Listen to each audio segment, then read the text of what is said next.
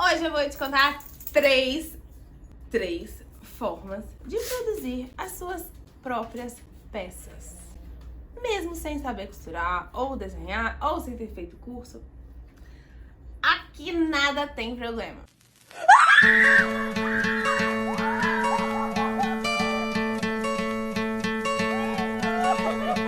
Sabe o que é o melhor? Que além dessas três existem mais infinitas formas, mas eu vou te falar as minhas três favoritas, como que eu já trabalhei, que funcionam super bem pra você já começar a ir em busca dos seus fornecedores ideais e tirar logo essa coleção do papel. Eu sou a Paula Lobato, eu trabalho com as minhas próprias produções e coleções desde 2014 e hoje eu vivo disso. E eu quero te ajudar a construir a sua própria marca, a sua própria coleção e viver disso também. Vem comigo. Bom, a primeira coisa que eu quero te falar é que não existe forma melhor ou pior. Vai depender da sua situação, daquilo que você quer, da sua disposição, do que é mais interessante para você. Cada marca, né, cada produção, ela funciona de uma forma e tá tudo certo. A gente não precisa de encaixar em pacotinhos, né, em caixinhas, tudo aquilo que a gente vai fazer. Assim como os termos, né, os nomes, eles podem variar de acordo com cada região que a gente está, de acordo com cada pessoa que está falando ou fazendo, executando o serviço. Então não se prenda a uma direção. Escute as pessoas, entenda o que cada uma delas faz, qual que é a função, né, de cada tipo de mão de obra, de cada tipo de produção, o que elas desenvolvem, até que ponto que elas vão. Isso é muito mais importante do que você saber os nomes técnicos corretos. Isso é prática. Você conversa com as pessoas, escuta o que elas têm pra falar e aprende, tá? Mas já vou facilitar aqui a sua vida e vou te dar essas minhas formas mais assertivas que eu amo produzir, eu trabalho com elas até hoje e eu tenho certeza que você também vai curtir. Bom, primeira forma, minha primeira sugestão de como produzir as suas peças. Eu indico, se você tá começando, se você tá com pouca grana para investir, né, tá aí meio perdido, bora trabalhar com uma costureira local. Uma pessoa que desenvolva costura, que saiba costurar, que saiba fazer uma peça completa, né? Desde o início dela cortada até a parte de finalização. Muitas vezes essa costureira mesmo, ela pode cortar a peça para você. Ela vai além só da parte da costura. E essas pessoas, elas estão por toda parte, tá? Toda cidade, independente de onde você esteja, tem alguém que sabe costurar. Alguém que conhece alguém que saiba costurar. E você pode abordar essa pessoa e chegar até ela e falar: olha, eu gostaria muito de desenvolver 6 peças. Será que você pode me ajudar? Ou você conhece alguém que pode, né, costurar pra mim essas 6 peças e mais 3 de cada uma dessas 6 que a gente vai fazer pra ter tamanhos diferentes? E começar realmente por aí. Uma produção menor, mais pontual, com pessoas independentes. Tem gente que vai chamar de freelancer, costureira freelancer. Tem gente que vai chamar só de costureira. Tem gente que vai falar que é costureiras locais, né? Que são costureiras de bairros, aquelas pessoas que trabalham com costura, que estão por toda parte, né? Que elas têm uma noção disso e elas vão conseguir executar o projeto para você. Atenção!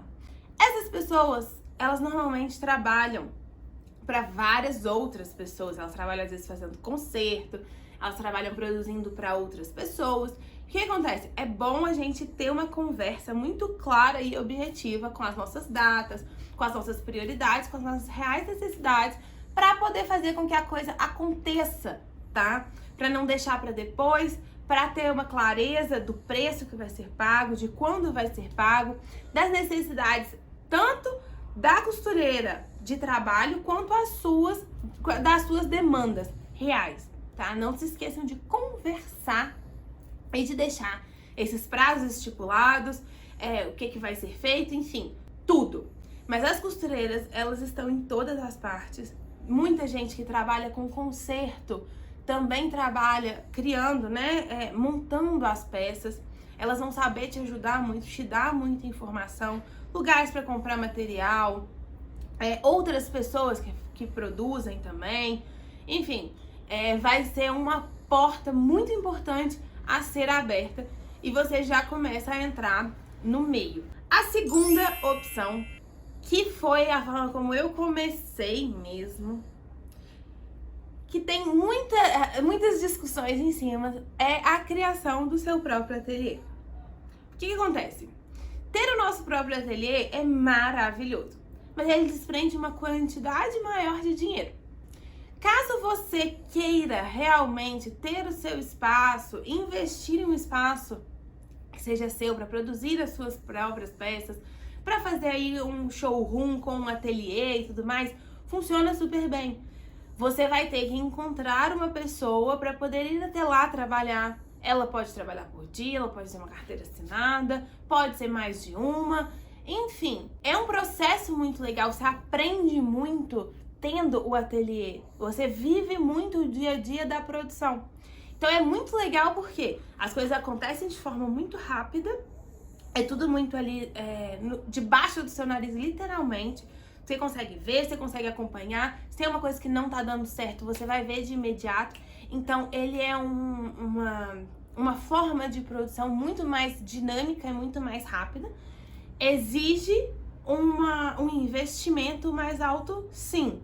Mas você não precisa de ter tudo de uma vez só no seu ateliê. Você pode começar com 1, 2 máquinas, com uma pessoa trabalhando de freelancer, né? Trabalhando por dia ou algo assim. Enfim, não tem uma forma que precisa de ser. Você pode montar o seu e a sua dinâmica de trabalho de acordo com as suas necessidades. No início, acaba que a gente produz uma quantidade menor de peça, então eu não preciso de ter uma costureira fixa.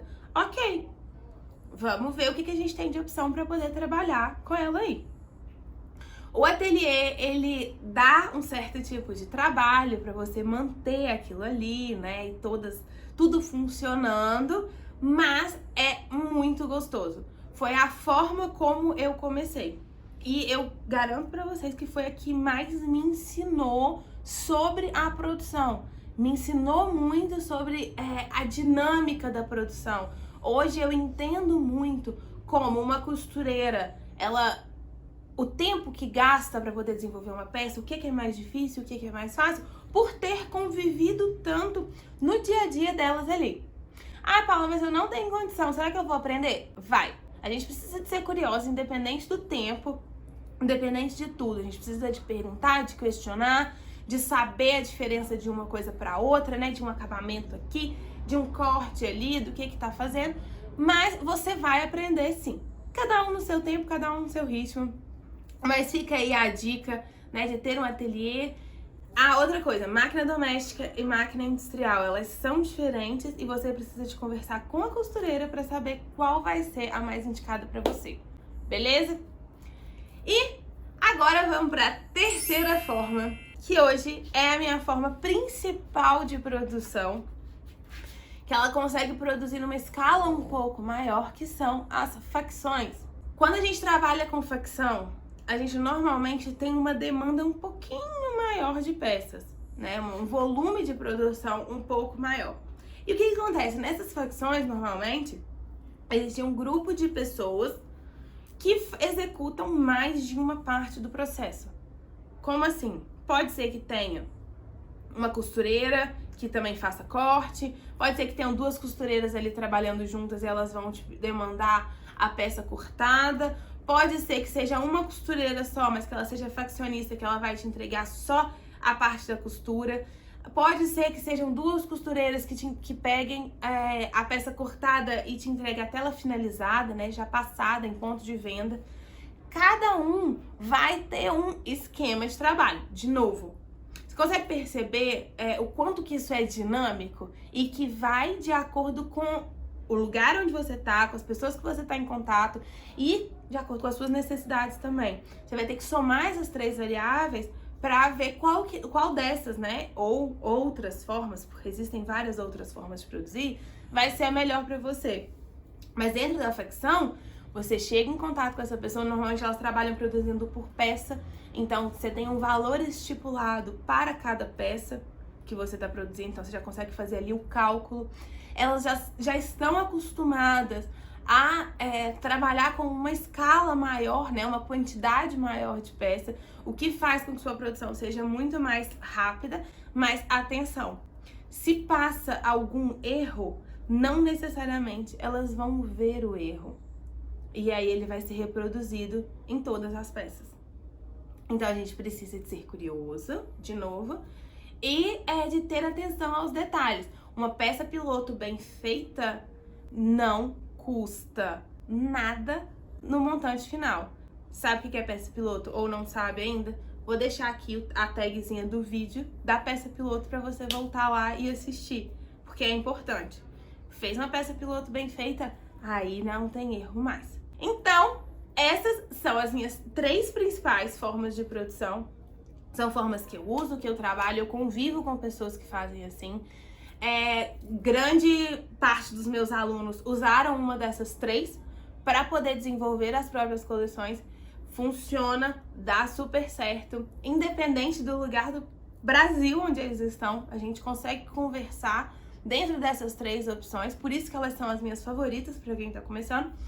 E eu espero que você se encontre em alguma delas. Se não, valem outras opções. Deixa aqui embaixo que a gente continua essa conversa sobre isso. E eu espero que vocês tenham gostado. Não esqueça de se inscrever no canal.